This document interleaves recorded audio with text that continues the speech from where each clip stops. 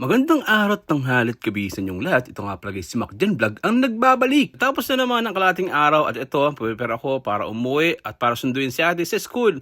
At dahil nga maaga ang uwian nila at exam ngayon, at kailangan ko siyang sunduin ng 12 o'clock. Kaso nga lang, past 12 na siya dahil nga may mga tinapas pa akong trabaho.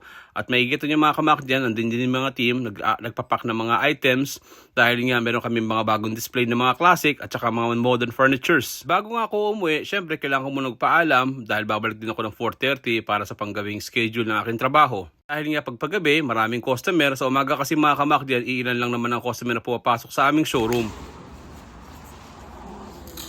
Bye! See you in my vlog. See you in the afternoon. Hey, of course, you'll be known. Sa'yo na ako ninong. Balik ko na mamaya Goodbye.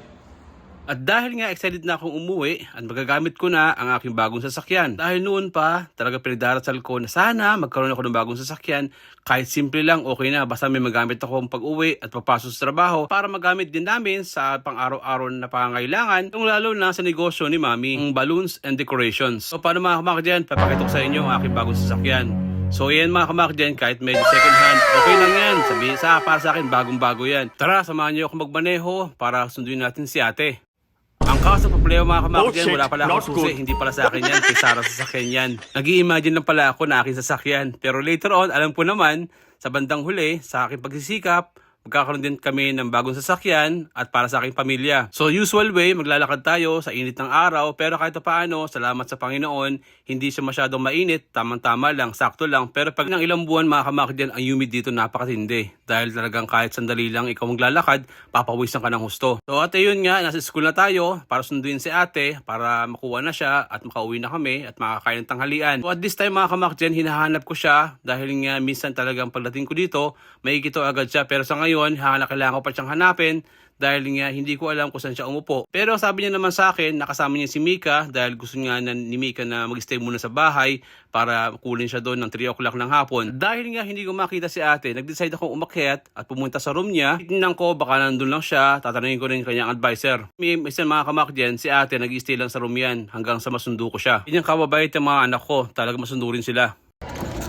Hello ma'am, good afternoon. Diyan ako. O ba na? Sige, salamat ma'am. Dahil nga umalis na si ate sa kanyang room, dahil nga sabi ng advisor na bumaba na siya after exam. At sigurado yan kasama niya si Mika at naglilibot-libot sila dito sa school. Para din si MJ dati, pagka susunduin ko sila, naglilibot-libot yung mga yan at nakikipaglaro sa kanilang mga kaibigan. So ayun nga, nakita ko si ate, kumakaway na ako at susunduin ko na siya para makauwi na kami. Alam niyo mga kamakdyan, sobrang init ngayon dito, grabe, matindi. Hindi ko alam kung bakit. Okay na? Tara. Lang po. Sige. Ano? Ha? Ay, ito yun? Yes. Ay, Be careful.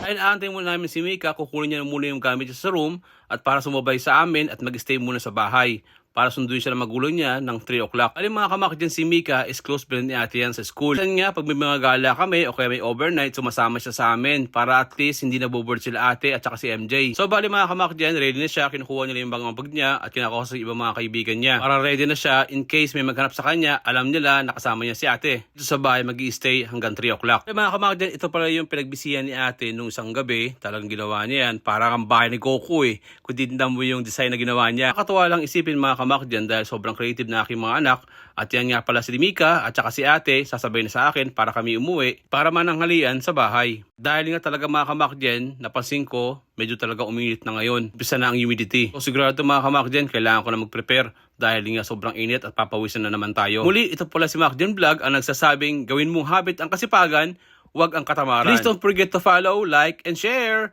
Bye-bye! Ingat lagi!